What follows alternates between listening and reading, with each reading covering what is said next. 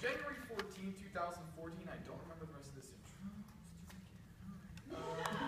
November-ish. Something happened.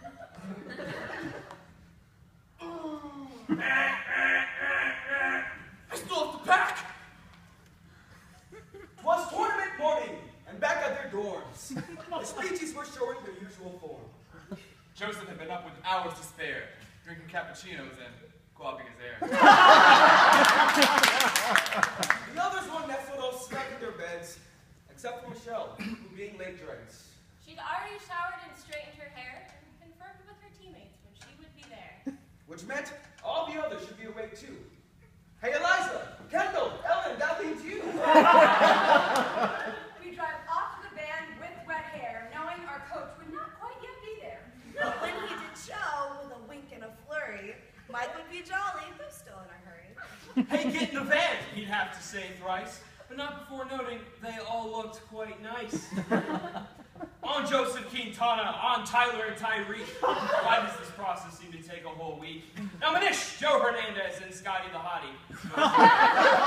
Y'all ever seen such a body? Not in forensics! Who's playing Scott? Tyreek? Why, Tiger? I nominate me, and Eliza will play Mike. Because if there's one thing we don't do in forensics, it's typecast. Psych!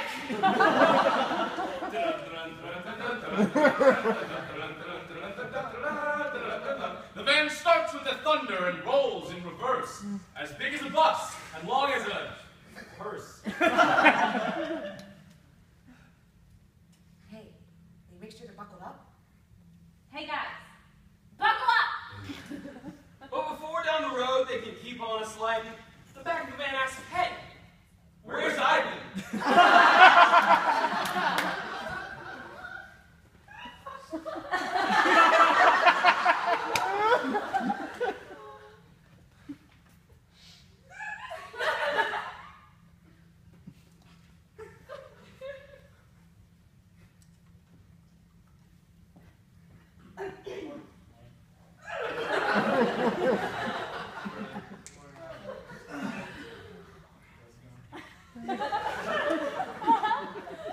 Hey guys, sorry I'm late. It's the intro.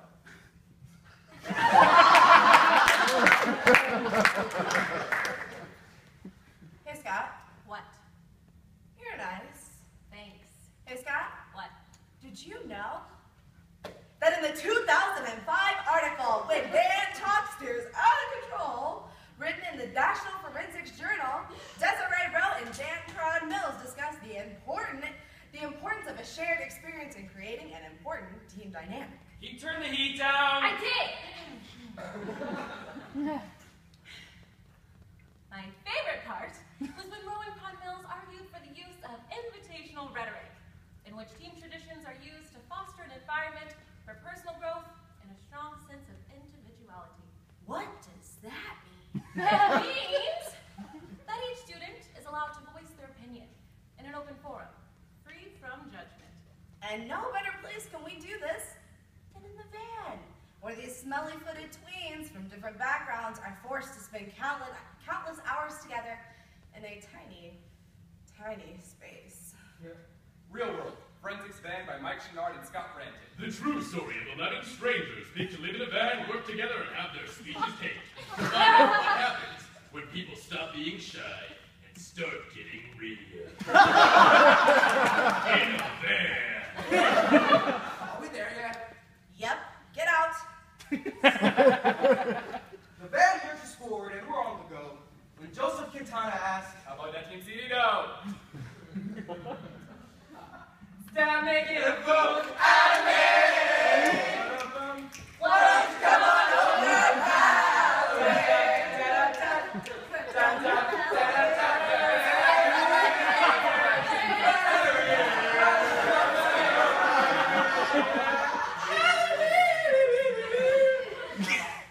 Good selection. Good selection. The track plays on with a song and a beat. Okay, but seriously, can we turn down the heat? the van's now too says, I have to pee! Be fast. Only get out if you have to. Take your trash with you. Don't make us wait. We will leave you in life. That would not be an okay place to live.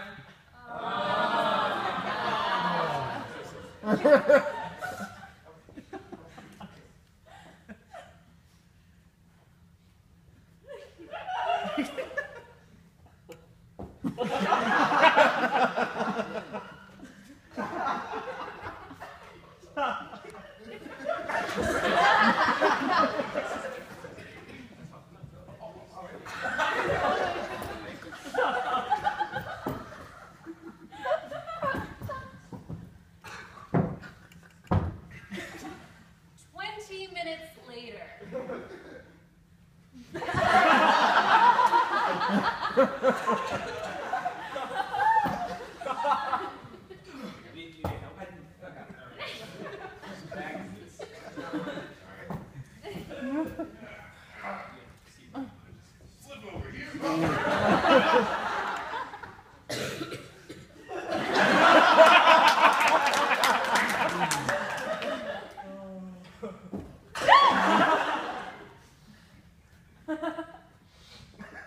Oh, Penny.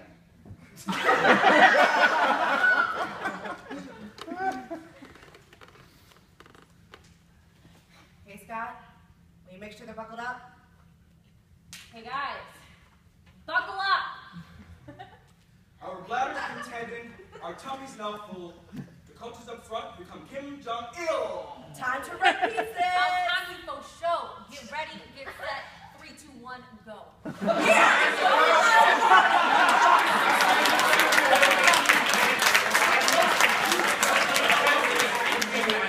Personally, I find the lynching in the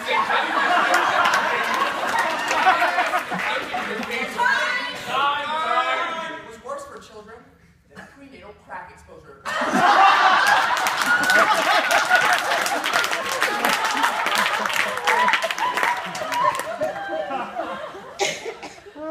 We arrive at the tourney where time sure does fly. When finals are posted, some want to cry. For joy, for sadness, for self and for others, these people around us are our sisters and brothers. They inspire me. They remind me why I do this. They encourage me. They make me try harder. They make me happy. They keep me sane. They remind me of black.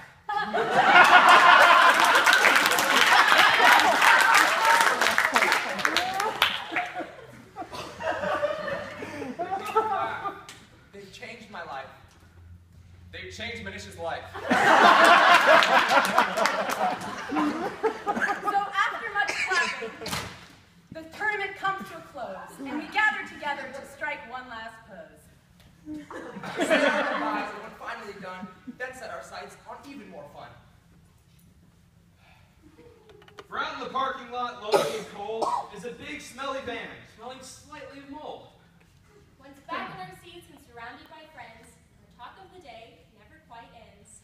Van talk! Okay, but seriously, how's your DI today? Wait, how was Not even it?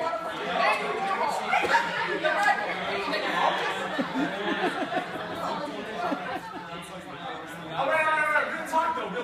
Real talk though. Mary kill.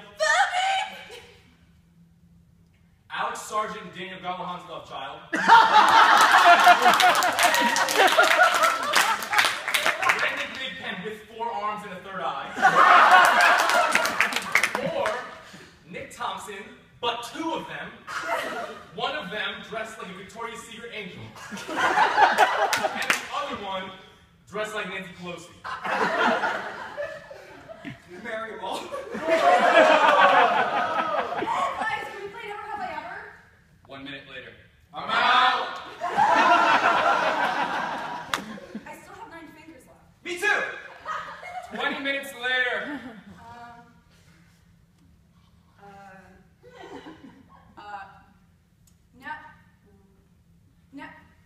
Never have I ever put mayonnaise in my sandwich. Oh man, I'm out. I win! We changed out of our suits when we stopped for dinner. Somehow, Cracker Barrel makes us all feel like winners. But back in the van with our appetites sated, it's when the best stories of all are related. It's when I went to my coaches and told them I have to quit, and then realized there's no way I could go through with it. It's when I realized that no matter how the day went, I was still surrounded by the dearest of friends. It's when I realized I actually like my team. In addition to that, it's when I realized that I grew to love them. Everything my coaches tell me is usually because they kind of like me too and stuff. It's when I realized that I quit every single year and still managed to come back. When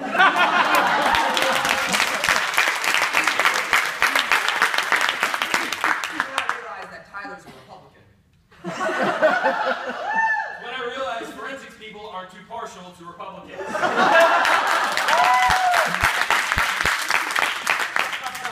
It's when I realized every weekend people across the state discover who they are.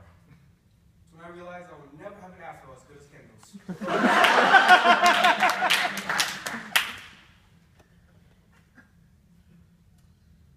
I really adore this bunch. Me too. They really are a great crew. Indeed. I really will miss them all next year. You need to stop. Too many feels. Through all of our adventures, we do the best we can. And after enough hours, it's like we never left the van. Because all that we do and all that we are is contained right here in this big, oversized car.